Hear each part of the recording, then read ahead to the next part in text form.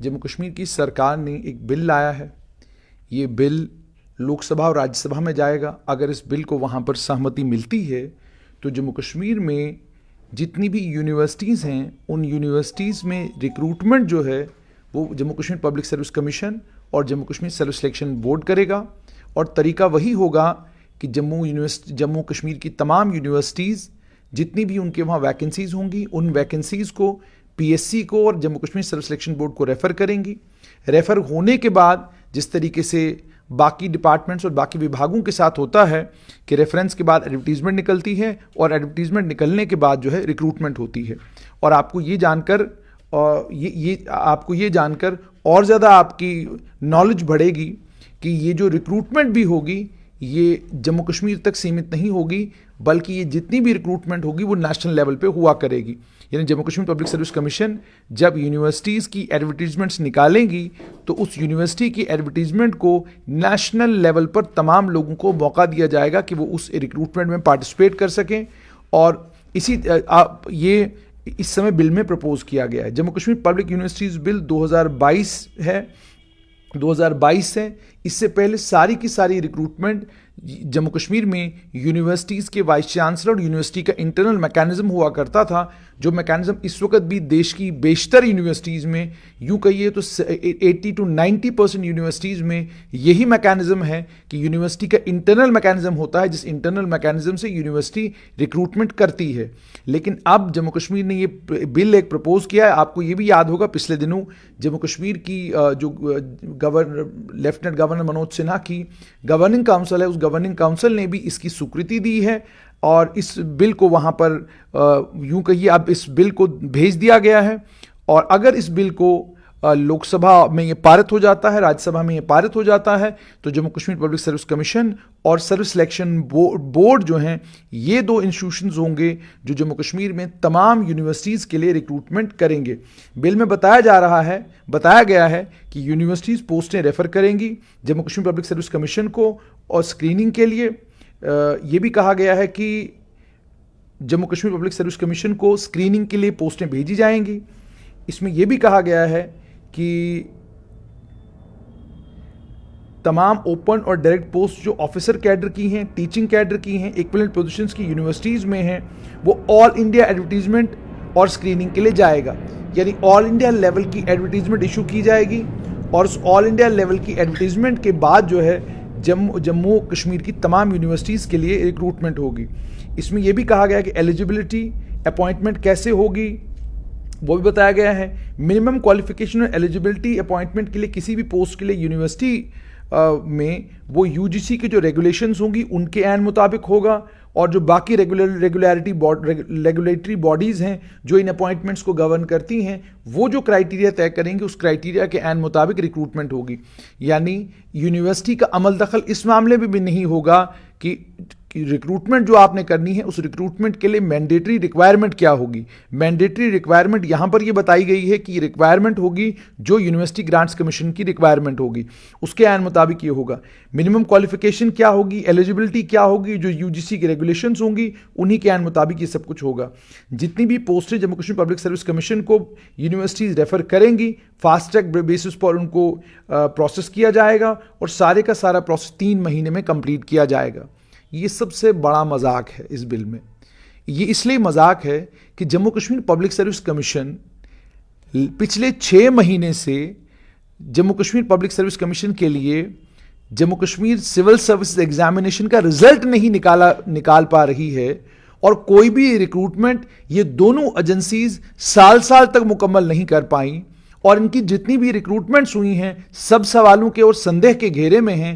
उन्हीं इंस्टीट्यूशंस को यूनिवर्सिटियों के लिए रिक्रूटमेंट करने के लिए कहा जा रहा है। इसका मतलब ये है कि जिन यूनिवर्सिटीज़ में पहले कुछ हद तक रिक्रूटमेंट हुआ करती थी अब वो रिक्रूटमेंट भी पब्लिक सर्विस कमीशन और एसएसआरबी को देने के बाद लंबे लंबे वक्तों तक यूनिवर्सिटी को भी इंतजार करना है कि कब Jammu Kashmir public service commission और सर्विस सिलेक्शन बोर्ड रिक्रूटमेंट करेंगे, उसके बाद जाकर उनको लोग मिलेंगे और उससे यूनिवर्सिटियाँ आगे चलेंगी। बिल में ये भी कहा गया है कि जो कैरियर प्रोग्रेशन का जहां तक ताल्लुक है, कैरियर एडवांसमेंट स्कीम का जहां तक ताल्लुक है, उसको लेकर कहा गया है टीचर्स का, ऑफिसर कैड का, इक्विवेलेंट पोजीशंस का, उसे यूनिवर्सिटी डील करेगी। अब ये बिल्कुल असमंजस में डालने वाली बात है। जब रिक्रूटमेंट सारी की सारी पब्लिक सर्विस कमीशन कर रहा है, सब सिलेक्शन बोर्ड कर रहा है, और उसके बाद ये कहना कि यूनिवर्सिटी के पास केवल मात्र ये है कि कैरियर प्रोग्रेशन को लेकर आप तय करेंगे कि किसको कहाँ आपने पहुँचाना है।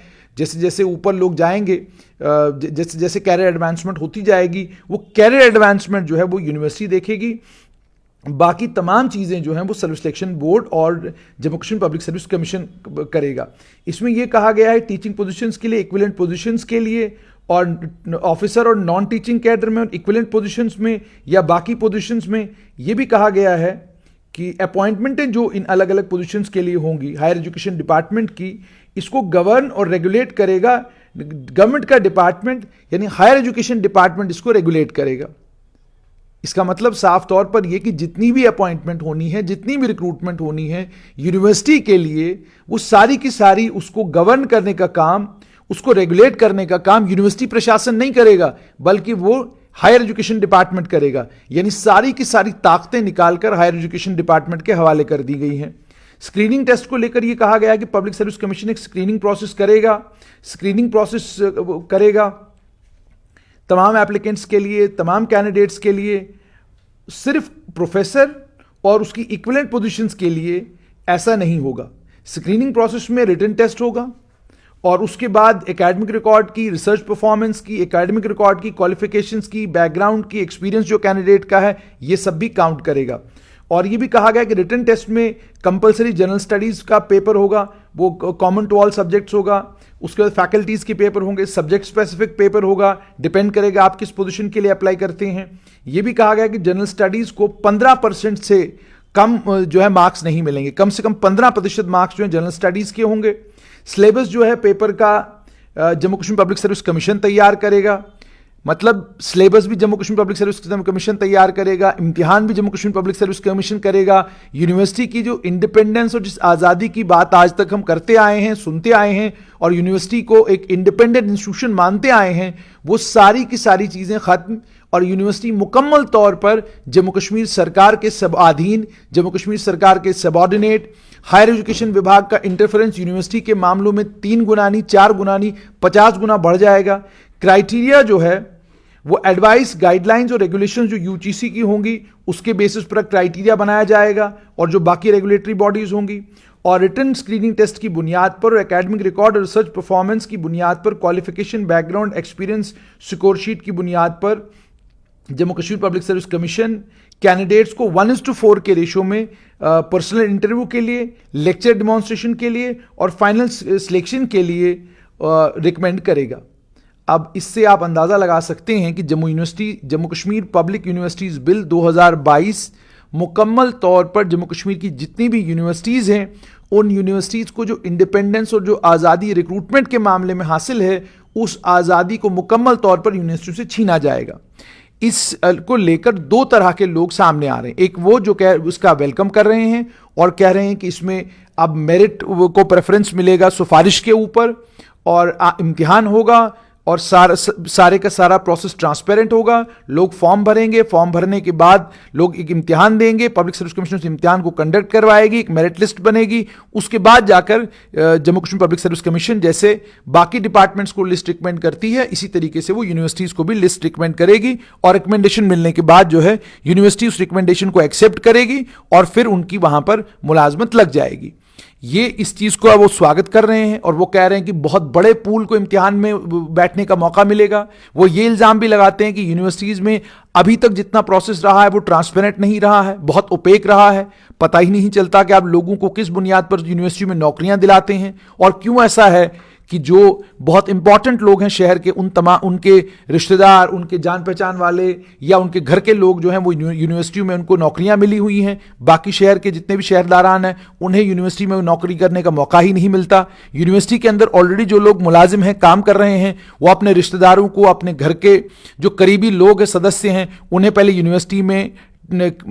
यूनिवर्सिटी में कॉन्ट्रैक्चुअल बुनियादों पर लगवाते हैं, बाद में पोस्ट निकलवाते हैं, और उस पोस्ट के अगेंस्ट अपने ही घर के आदमी को एडजस्ट भी करवाते हैं। ये जम्मू कश्मीर की यूनिवर्सिटीज़ की सच्चाई है। इससे कोई आंख जो है मीच नहीं सकता, कोई ये नहीं कह सकता कि ये यूनिवर्सिटीज़ में होता नहीं। यूनिवर्सिटीज़ में ज़रूर ये सब चीज़ें होती हैं, और उसके बाद यूनिवर्सिटीज में यह भी देखने को मिलता है कि कैरियर प्रोग्रेशन के नाम पर कुछ लोग बहुत शॉर्ट टेन्योर में आसमान पर पहुंच जाते हैं और कुछ लोग पूरी जिंदगी जम्मू कश्मीर की यूनिवर्सिटियों की खाक छानते फिरते हैं, लेकिन उन्हें कैरियर प्रोग्रेशन के नाम पर कोई इंपॉर्टेंट असाइनमेंट या इंपॉर्टेंट पोजीशन मिलती हो ऐसा देखने को नहीं मिलता। उसके बाद कुछ मंजूर नजर लोग हैं, 4-6-10 लोग हैं जो हर यूनिवर्सिटी में घूमते रहते हैं और उन्हीं को कभी किसी पोजीशन पर कभी किसी पोजीशन पर रखा जाता है। बाकी जितने भी यूनिवर्सिटियों में काम करने वाले लोग हैं उनसे कोई काम नहीं लिया जाता। और जैसे मैंने आपको कहा, रिक्रूटमेंट तो टोटल यूनिवर्सिटीज की फ्लॉड है। फ्लॉड इसलिए है क्योंकि जैसे अभी जम्मू यूनिवर्सिटी में रिक्रूटमेंट होनी है, एक लंबे वक्त से इंटरव्यू नहीं हो रहे, कंट्रोल एग्जामिनेशन नहीं लग रहा, रजिस्ट्रार नहीं लग रहा। क्यों नहीं लग रहा, क्यों, क्या परेशानी है यूनिवर्सिटियों को, किसी को समझ में नहीं आता। लेकिन लंबे लंबे वक्त से पोस्टें एडवर्टाइज कर देते हैं, उसके बाद इंटरव्यू वक्त पर नहीं होते, उसके बाद एग्जाम वक्त पर नहीं होते, और सारे की सारी रिक्रूटमेंट, कभी एक पोस्ट निकली नहीं उससे पहले पोस्ट चैलेंज हो जाती है कोर्ट में, इम्तिहान हुआ नहीं, इम्तिहान से पहले कोर्ट में चैलेंज हो जाता है। और कई बार तो अलग अलग पोस्टों के लिए आपको 4-4 महीने पहले पता होता है कि इस पोस्ट के अगेंस्ट किसको लगाया जाना चाहिए। मेरे पास बहुत सारी मिसालें हैं, मैं मिसालें देकर बता सकता हूं, नाम तक मुझे पता है लोगों के जिनके लिए पोस्टें निकाली गई और बाद में उन पोस्टों के अगेंस्ट उन्हें एडजस्ट किया गया। ये जम्मू यूनिवर्सिटी में हुआ है, कोई ये नहीं कह सकता कि नहीं हुआ। मैं नाम मेरे पास हैं, और एक नहीं कई नाम हैं जो अलग अलग विभागों में वहां पर काम कर रहे हैं, और केवल इसलिए यूनिवर्सिटी में हैं क्योंकि उन्हें उनका कोई रिश्तेदार यूनिवर्सिटी के अंदर पहले काम कर रहा था। एक महान आदमी तो ऐसे यूनिवर्सिटी में है, वो नॉन गजेटेड सेक्शन में काम करते थे, उन्होंने आधा परिवार अपना यूनिवर्सिटी में एडजस्ट कराया हुआ है, आधा परिवार उनका जम्मू यूनिवर्सिटी में एडजस्ट है।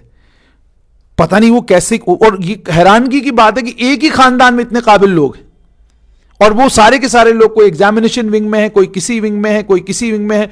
और एक विंग तो ऐसा भी है जम्मू यूनिवर्सिटी का कि एक महिला, उसका रिश्तेदार और उसकी बहू, तीनों एक ही विभाग में आपको काम करते नजर आते हैं। ये जम्मू यूनिवर्सिटी की हकीकत है। तो ये सारी चीजें जिस यूनिवर्सिटी में हो रही हैं, यही सब शिकायतें कहीं ना कहीं यूनिवर्सिटी, यही सरकार तक गई हैं। सरकार ने इन चीजों को संज्ञान लिया और सरकार ने पब्लिक यूनिवर्सिटीज बिल फ्लोट किया है और कहा है कि मुकम्मल तौर पर अब पब्लिक सर्विस कमीशन और एसएसआरबी जो है रिक्रूटमेंट करेगा। दूसरी तरफ वो युवा हैं जो यूनिवर्सिटी में मेहनत कर रहे हैं, काबिल हैं, लायक हैं, पीएचडी हैं और अलग अलग डिग्रीज की हुई हैं, एमफिल है, मास्टर्स 2-3 डिग्रीज की हुई हैं, मास्टर्स 2-3 कोर्सेज में किए हुए हैं।